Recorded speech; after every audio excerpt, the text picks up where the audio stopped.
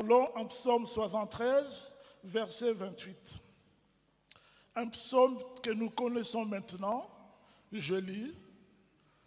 Pour moi, m'approcher de Dieu, c'est mon bien. Je place mon refuge dans le Seigneur l'Éternel, afin de raconter toutes tes œuvres. Lorsqu'un homme ou une femme s'approche de Dieu, les gémissements et les pleurs commencent à disparaître dans sa vie. Lorsqu'un homme ou une femme s'approche de Dieu, les bénédictions et la joie commencent à se manifester dans sa vie.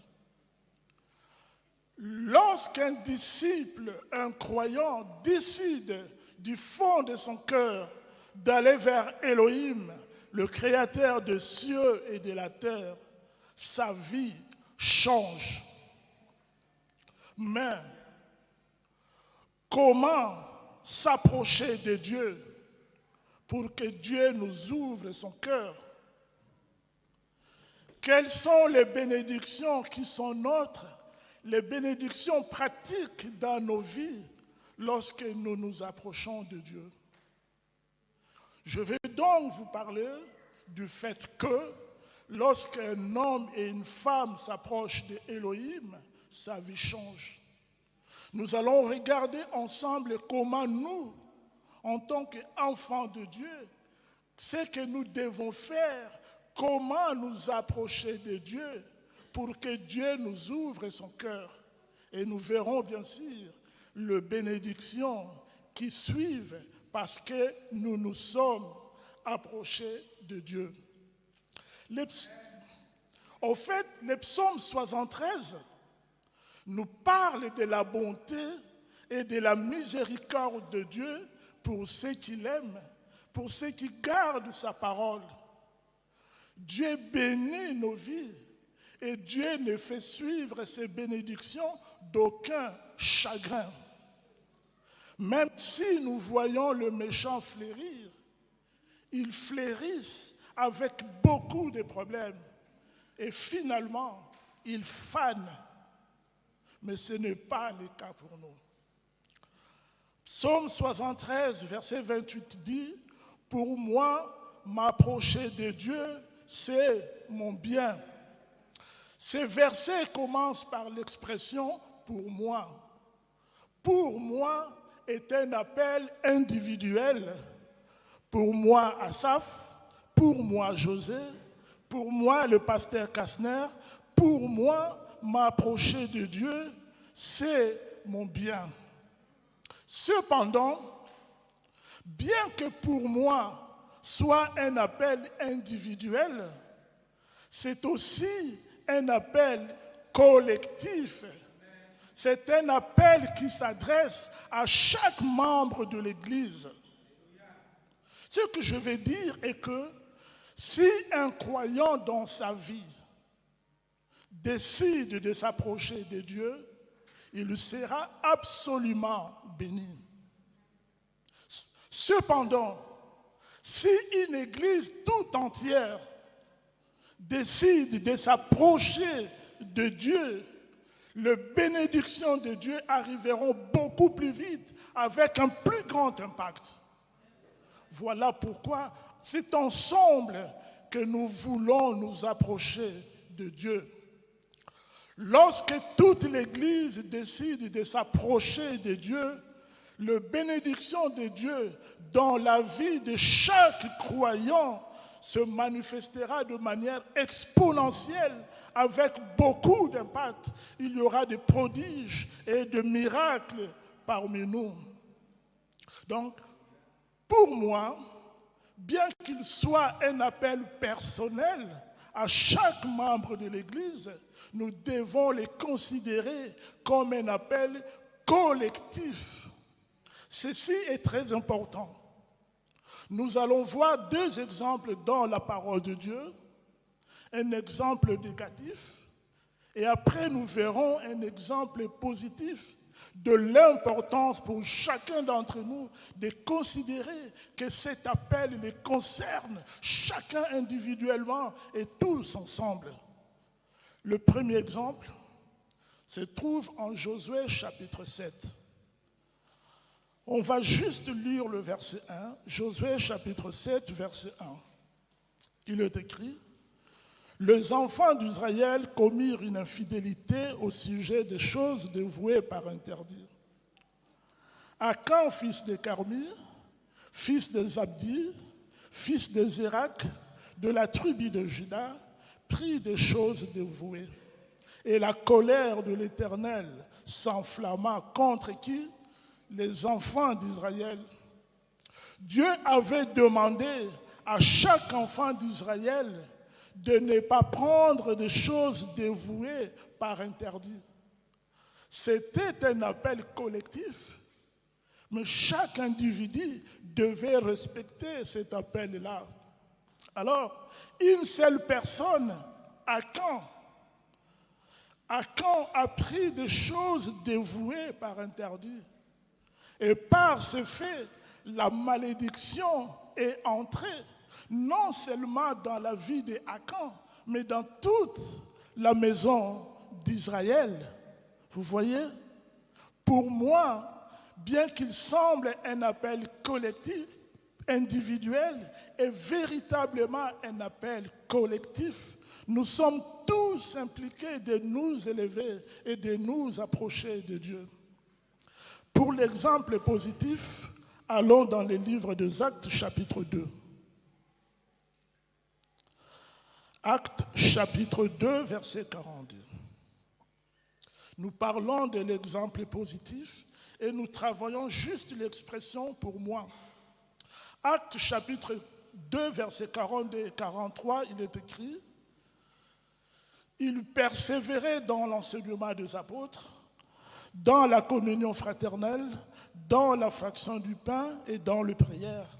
43, la crainte s'apparaît de chacun et il se faisait des prodiges et des miracles par les apôtres.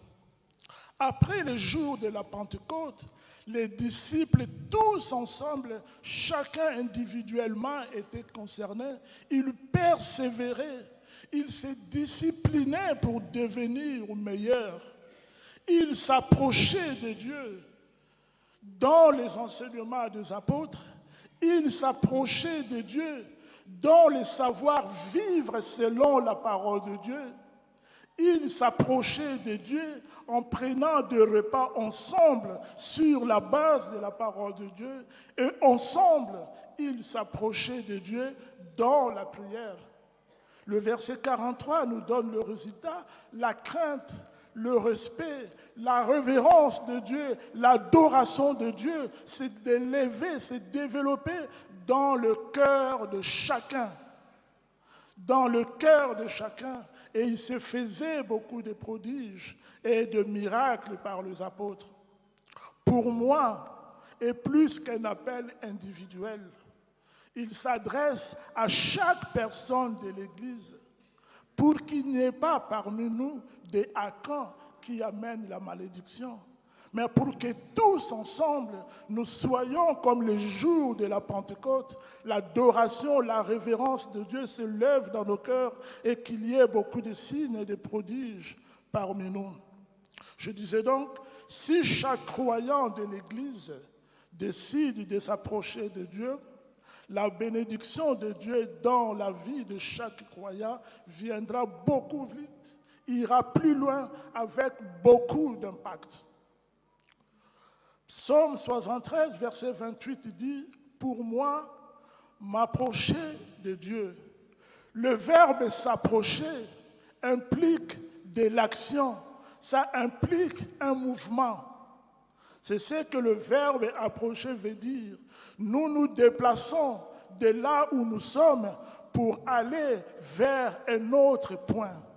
Et le point que nous voulons atteindre, c'est le Seigneur Jésus-Christ. Donc, le verbe s'approcher implique de l'action. Il n'y a pas de place pour la paresse. Il n'y a pas de place pour le sommeil. Il n'y a pas de place pour des excuses. Si nous voulons nous approcher de Dieu, nous devons nous lever et bouger. Mesdames et messieurs, chers frères et sœurs, Dieu bouge avec des hommes et des femmes qui bougent. Dieu bouge avec des hommes et des femmes qui sont engagés. Dieu bouge avec des hommes et des femmes qui prennent des actions. Dieu bouge donc avec des hommes et des femmes qui s'approchent de lui. Et c'est cela que nous voulons développer dans notre vie. Si nous prenons donc de bonnes actions, Dieu bougera avec nous. C'est ce que le livre de Jacques, chapitre 4, verset 8 nous dit. Lisons ces deux versets thèmes. Jacques, chapitre 4, verset 8. Si nous prenons des actions, puisque s'approcher implique des actions, Dieu bougera avec nous. Il est écrit, Jacques chapitre 4, juste avant de les lire, je vais encore nous rappeler quelques principes.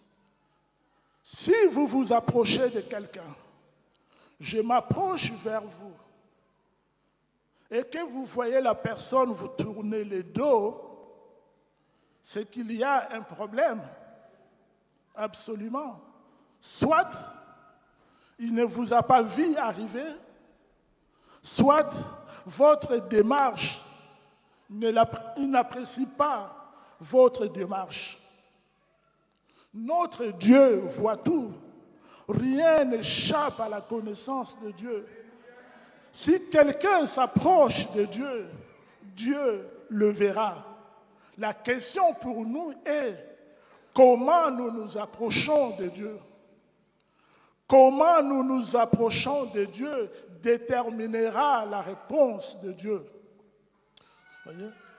Donc Jacques chapitre 4 verset 8 dit « Approchez-vous de Dieu et il s'approchera de vous. Nettoyez vos mains pécheurs, purifiez vos cœurs hommes irrésolus. » Si donc nous nous approchons de Dieu le main propre, ce qui signifie avec de bonnes actions, Dieu s'approchera de nous. Si nous nous approchons de Dieu avec un cœur pur, Dieu s'approchera de nous. Vous avez remarqué, j'ai déjà commencé à répondre sur la question comment s'approcher de Dieu. Nous nous approchons de Dieu dans nos cœurs et par nos actions.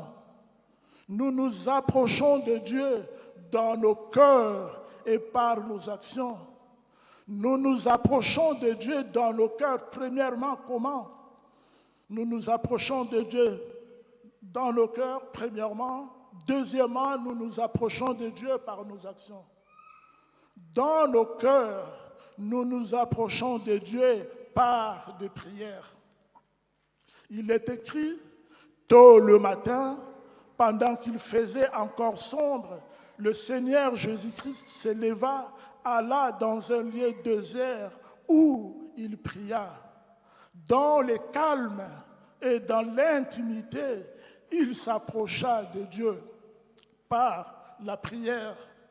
Le roi David dit dans les livres des psaumes, « Je devance l'aurore. Avant que le soleil ne se lève, je devance l'aurore. » Et je fais quoi? Je crie à l'Éternel. Je devance l'aurore et je prie. Nous nous approchons de Dieu dans nos cœurs par la prière, premièrement. En plus de cela, nous nous approchons de Dieu dans nos cœurs par l'étude de sa parole. Je vais vous illustrer cela. Si un enfant veut grandir, un tout petit enfant, s'il veut grandir, et un jour arriver lui-même à ouvrir la porte de la maison, certainement cet enfant a besoin de manger. Si nous voulons grandir, si nous voulons voir la bénédiction de Dieu, pour nous ouvrir les portes de la vie, nous avons besoin de manger la parole de Dieu. Personne ne mangera la nourriture pour vous, pour que vous grandissez. Chacun doit manger sa nourriture pour lui-même, chacun selon son rythme, mais chacun doit manger sa nourriture pour lui-même. C'est cette manière correcte pour nous approcher de Dieu dans l'étude de la parole de Dieu. Que la parole de Christ habite parmi vous, comment? Abondamment. Comment cette parole habitera parmi nous abondamment si nous ne prenons pas cette parole, si nous ne nous nourrissons pas? Comment allons-nous grandir pour voir les portes de la vie s'ouvrir à nous si nous ne prenons pas la nourriture? Nous nous approchons de Dieu dans nos cœurs par la prière. Nous nous approchons de Dieu dans nos cœurs par l'étude de la parole. Nous nous approchons de Dieu dans nos cœurs également en contrôlant nos pensées. Nous avons le devoir et la responsabilité devant Dieu de contrôler nos pensées, comme dit le livre des Romains. Nos pensées sont à l'origine de la parole que nous prononçons. Nos pensées sont à l'origine des paroles que nous prononçons. Nos pensées sont à l'origine des actions que nous prenons. Nous nous approchons de Dieu dans nos cœurs par la prière, par l'étude de la parole de Dieu et en contrôlant nos pensées. Regardons maintenant comment s'approcher de Dieu par nos actions. Et allons en 2 Corinthiens chapitre 6. 2 Corinthiens chapitre 6. L'église de Corinthe était une grande église, mais avec beaucoup de problèmes. Leurs mains n'étaient pas propres, comme l'exige Jacques chapitre 4, verset 8. Il est dit dans l'église de Corinthe, en 1 Corinthiens chapitre 1, qu'il y avait des divisions et des querelles parmi eux. Les uns disaient être de Céphas, les autres de Paul, les autres d'Apollos. Il est dit de cette église en 1 Corinthiens chapitre 5 qu'il y avait de l'impudicité. Une impudicité telle qu'on ne rencontre même pas chez le païen. Il est dit de l'église de Corinthe au chapitre 6 qu'il y avait des différends entre les frères et le frère s'est retrouvé devant le tribunal des hommes. Au chapitre 7, nous apprenons qu'il y avait des soucis dans leur mariage. C'était une grande église, mais leurs mains n'étaient pas propres, leurs actions n'étaient pas propres. Non seulement que leurs mains n'étaient pas propres, mais leur cœur également n'était pas pur. Parce qu'il y avait de l'orgueil, il y avait l'esprit de parti, il y avait l'esprit de dispute au sein de cette église. Bien que l'église de Corinthe soit une grande église, il y avait des gémissements et de pleurs au sein de cette église. Si vous allez au chapitre 11, vous allez apprendre comment l'apôtre Paul redresse la situation. Il dit qu'il y a beaucoup de maladies et de morts parmi eux parce qu'ils ne discernent pas le corps du Seigneur. Dieu, via le Saint-Esprit, à travers la vie de l'apôtre Paul, va aider les Corinthiens pour les aider à s'approcher de lui, pour que lui s'approche d'eux et puisse bénir cette église. C'est donc cet exemple-là que nous allons voir. Comment Dieu a aidé ces gens. Et cela va nous montrer comment, par nos actions, nous devons nous approcher de Dieu. Donc, vous êtes en 2 Corinthiens chapitre 6, lisons le verset 14. 2 Corinthiens chapitre 6, verset 14. Il est écrit « Ne vous mettez pas avec des infidèles sous un joug étranger, car quel rapport y a-t-il entre la justice et l'iniquité? Ou qu'a-t-il de commun entre la lumière et les ténèbres? Ne vous mettez pas avec les infidèles sous un joug étranger. Dieu a dit à son peuple de Corinthe, vous voulez vous approcher de moi? Le prérequis est là. Ne vous mettez pas avec les infidèles sous un joug étranger. Les infidèles, dans ces versets, ne se réfèrent pas seulement aux fils du diable ou aux méchants. Les infidèles, dans ces versets, se réfèrent également, entre guillemets, à ce que nous appelons les anciens croyants. Ceux qui ont tourné le dos à Dieu, ceux qui rejettent la parole de Dieu. Donc, les infidèles se réfèrent aux fils du diable, aux méchants, aux anciens croyants qui ont tourné le dos à Dieu. Dieu ne nous demande pas de quitter l'école parce que des profs sont des infidèles. On est d'accord? Dieu ne nous demande pas de ne pas prendre le métro parce que le machiniste n'est pas croyant. Ce n'est pas ce que le verset dit. Il faut continuer de lire le verset. Le verset dit, ne vous mettez pas avec les infidèles ou sous un joug étranger. Ceci est très important. Ne vous mettez pas avec les infidèles sous un joug étranger.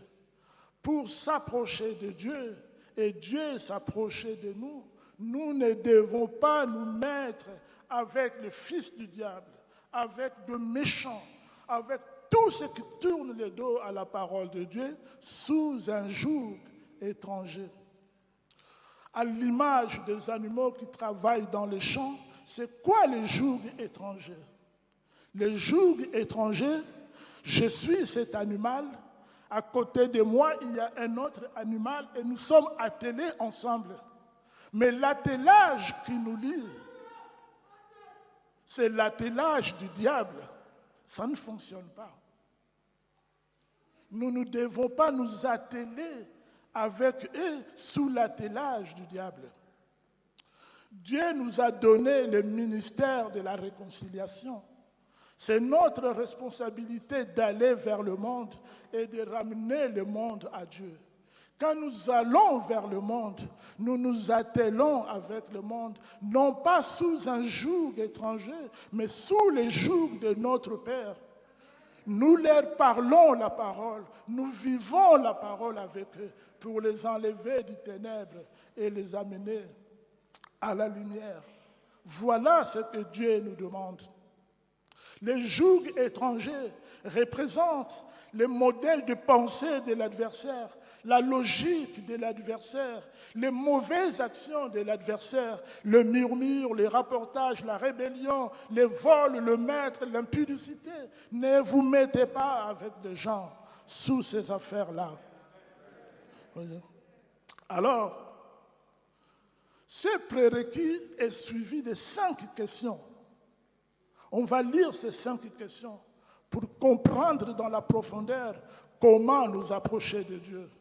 La première question dit, relisons d'abord le verset, ne vous mettez pas avec les fidèles sous un joug étranger, car, première question, quel rapport y a-t-il entre la justice et l'iniquité? Deuxième question, qu'a-t-il de commun entre la lumière et les ténèbres? On poursuit le verset, troisième question. Quel accord y a-t-il entre Christ et Bélial? Cinquième question.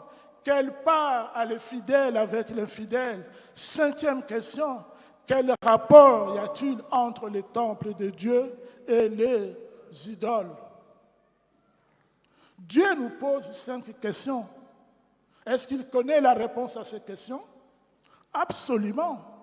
Mais Dieu nous pose ces 5 questions pour booster notre intelligence, pour réveiller notre intelligence, pour attirer notre attention sur comment nous devons nous approcher de lui pour que lui s'approche de nous et que nos vies soient bénies.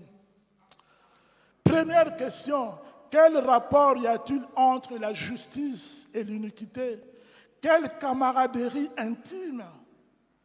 Quelle communion profonde dans les entrailles peut-il y avoir entre la justice et l'iniquité?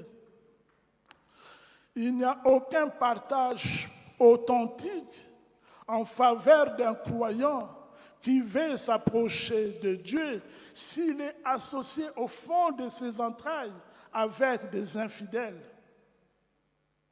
Si vous êtes associé au fond des entrailles, si vous êtes lié intimement avec des infidèles, vous ne pouvez pas vous approcher de Dieu. Dieu vous tournera les dos.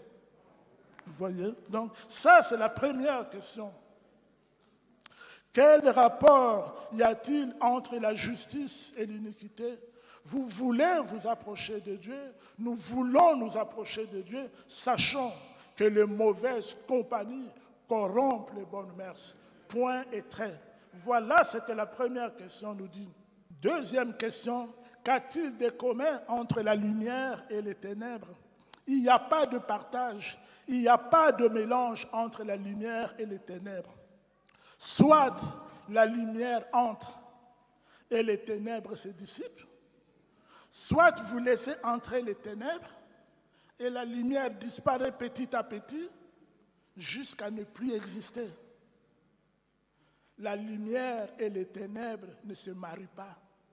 La lumière et les ténèbres ne s'embrassent pas. Voilà ce qui nous est dit ici. Si vous laissez les ténèbres du monde, l'ignorance, les mauvaises pratiques, les mauvaises théories arriver, entrer dans votre vie, votre lumière, votre croyance, votre conviction sur le Seigneur Jésus-Christ finira par baisser petit à petit jusqu'à s'éteindre. Voilà ce que la deuxième question nous dit. Qu'a-t-il de commun entre la lumière et les ténèbres? La réponse est non, absolument, il n'y a rien de commun. Troisième question. Quel accord y a-t-il entre Christ et Bélial? Le mot accord est un terme musical. Quelle symphonie musicale y a-t-il entre Christ et Bélial? Il y aura certainement de fausses notes si le Seigneur Jésus-Christ joue la guitare solo et Bélial joue l'accompagnement. Vous allez danser? Quelle cacophonie! Ça ne marche pas. Absolument pas. Quel accord y a-t-il entre Christ et Bélial? La symphonie harmonieuse entre un fils de Dieu et un homme sans valeur est une relation contre nature. Si vous amenez votre relation dans la profondeur de profondeur, cette relation est contre nature. La faiblesse de l'adversaire finira par avaler votre force. Et vous allez plutôt vous éloigner de Dieu que de vous approcher de Dieu. Quel accord y a-t-il entre Christ et Bélial? Vous ne pouvez accepter que l'adversaire joue ses notes. Et vous vous répondez, ok, ça ne marche pas, c'est une relation contre nature. Nous voulons nous approcher de Dieu. Il n'y a pas d'accord entre Christ et Bélial. Quatrième question. Quelle part a le fidèle avec l'infidèle? Il ne devait pas avoir une même part entre les croyants et les non-croyants. Ne vous engagez pas avec les non-croyants sous leurs projets étrangers. Ne vous engagez pas avec eux sous leurs projets étrangers. Ne pensez pas partager le butin de sang innocents, le butin des vols, des complicités, des fausses théories scientifiques avec ces gens-là. S'ils prendront de butin à la fin, ils finiront par vous rouler parce que leur père adversaire dira « il n'est pas le mien, mettez-les de côté ». Alors, ne vous associez pas, ne prenez pas des engagements avec eux. Vous ne pouvez pas être loyal avec votre Dieu si vous prenez des engagements du fond de votre cœur avec des infidèles.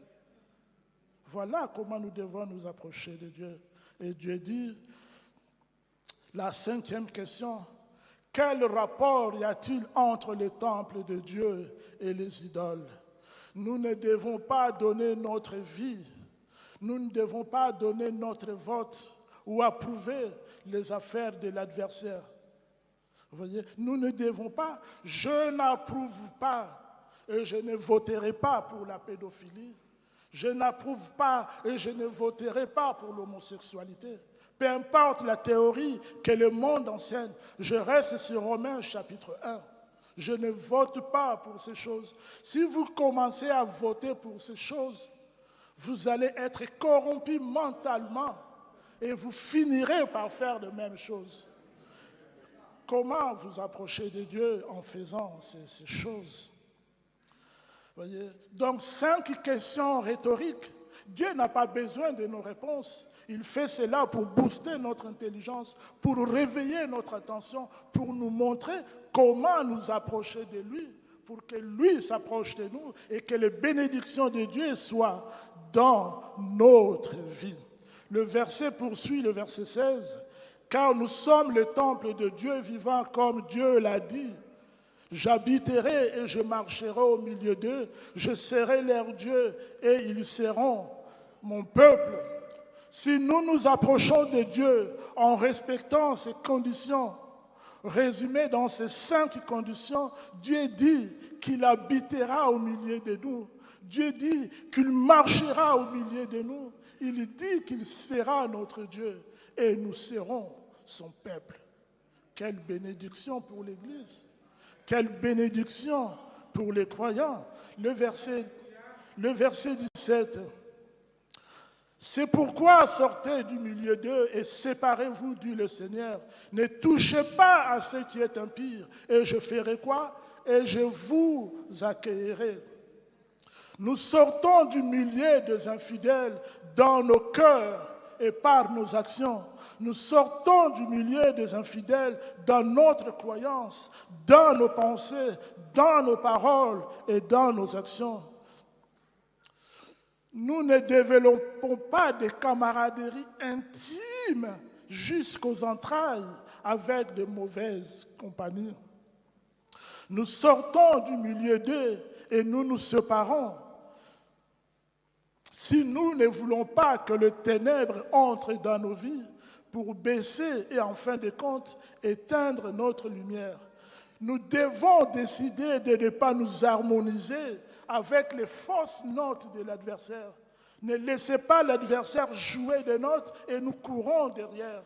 Si nous voulons nous approcher de Dieu, nous arrêtons avec cela.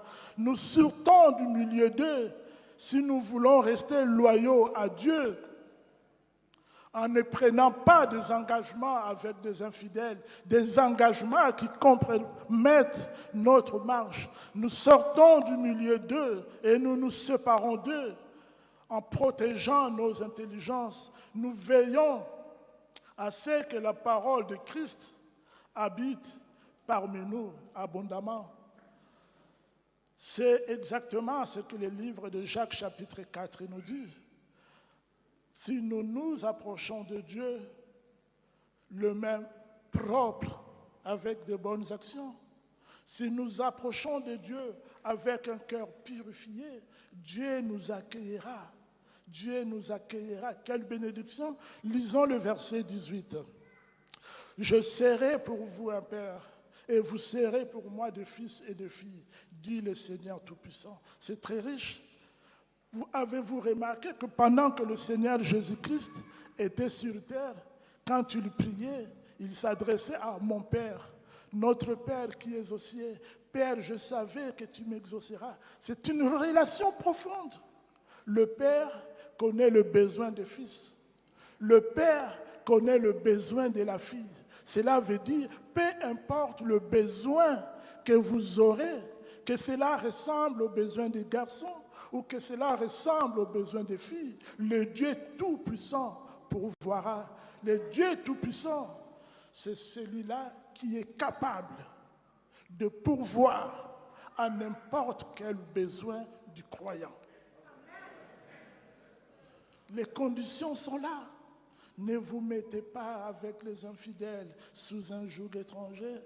5 questions. Maintenant, nous connaissons les réponses. Nous savons comment nous approcher de Dieu. Ce que j'aimerais vous dire pour terminer, c'est que lorsque nous lisons Psaume 73, verset 28, pour moi, m'approcher de Dieu, le mot Dieu est le mot hébreu Elohim.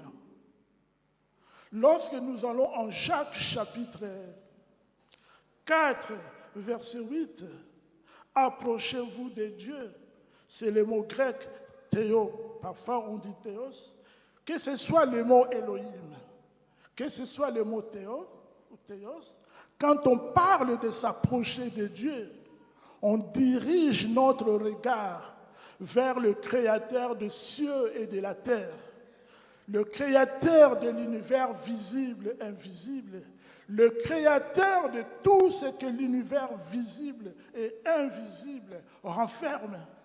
Comme Elohim, il est le souverain absolu. Rien ne peut s'opposer à ce que Dieu ordonne.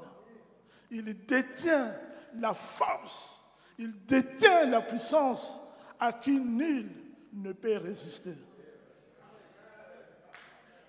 C'est ce Dieu-là qui nous appelle de nous approcher de lui. Nous en connaissons le chemin. Que Dieu vous bénisse.